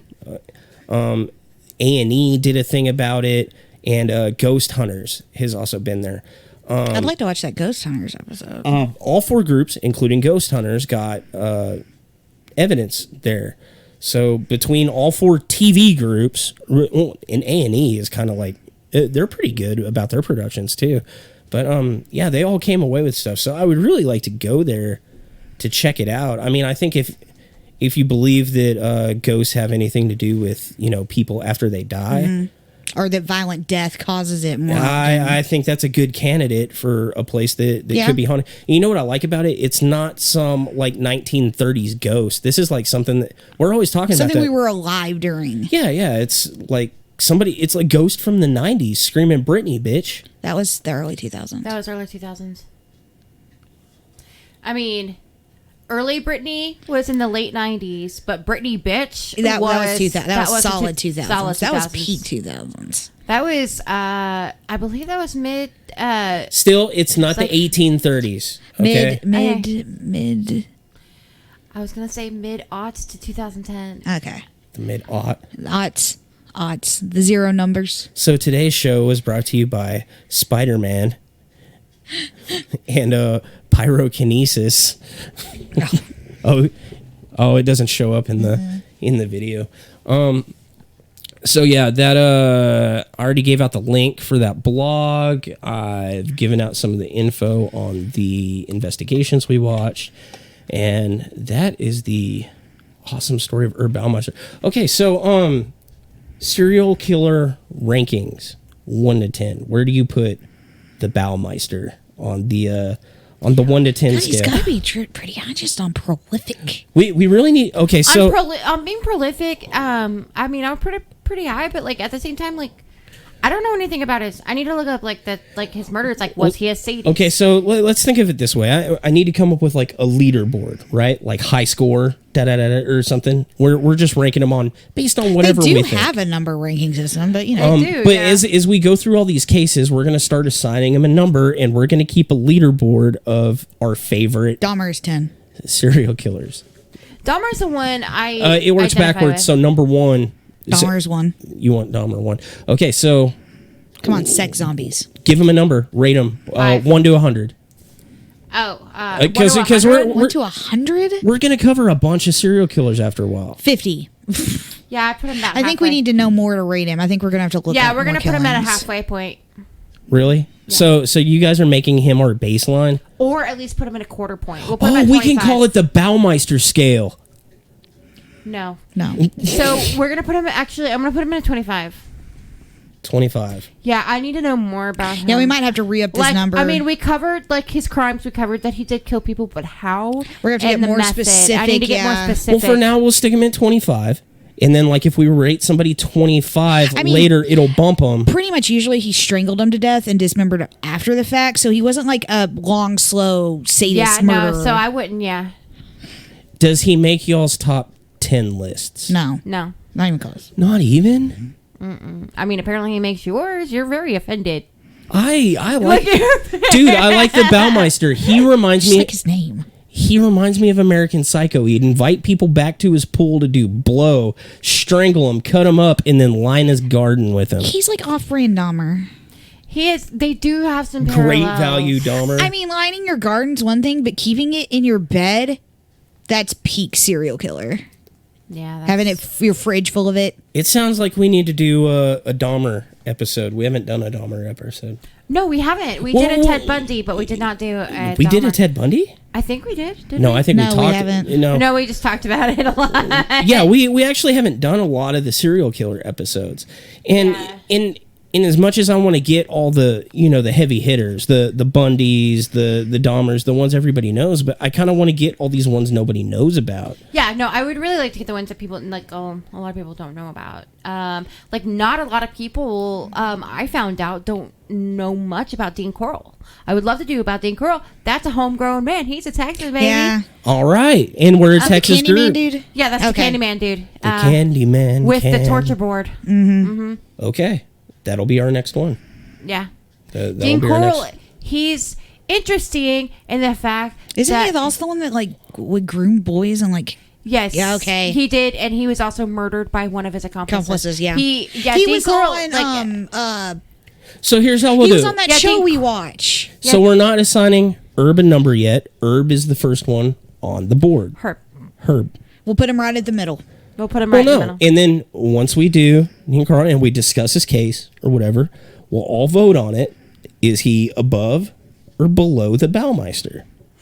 And then the scale will, the list will as- reveal itself in time. I mean, if you had to rank someone basically on just pure sadisticness, Dean Corll would probably be closer to the top. He would be like in the top 2. then this is a story we all need to hear. BTK is pretty far. I mean, No, BTK. I don't know. BTK. Some of the stuff he did, like after they were dead, it's just gross. It's gross the stuff he BTK did. is gross, but also he just gets on my nerves. Because he was a punk bitch who picked his own name. Yes, because he was a punk bitch. I picked his own You name. know what? Also, Don't hate on my man BTK for picking his own name. Hate on the FBI for giving in and letting him have that name. They kind of mushed a couple together. What they should have done is been he was like, also "You're a not punk BTK, because He bitch." also wanted to kill specifically. He just wanted the attention.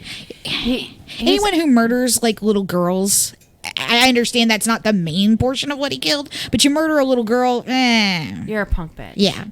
They're little. They can't fight back. Don't be a pussy. All right, this episode has hit the 2-hour mark just now. So, Okay, so we got to wrap it up. so this episode was brought to you by Baumeister Beers. Don't drink them. They're full of bones. And There's bones in the beer. there's two flavors: bones and butt blow.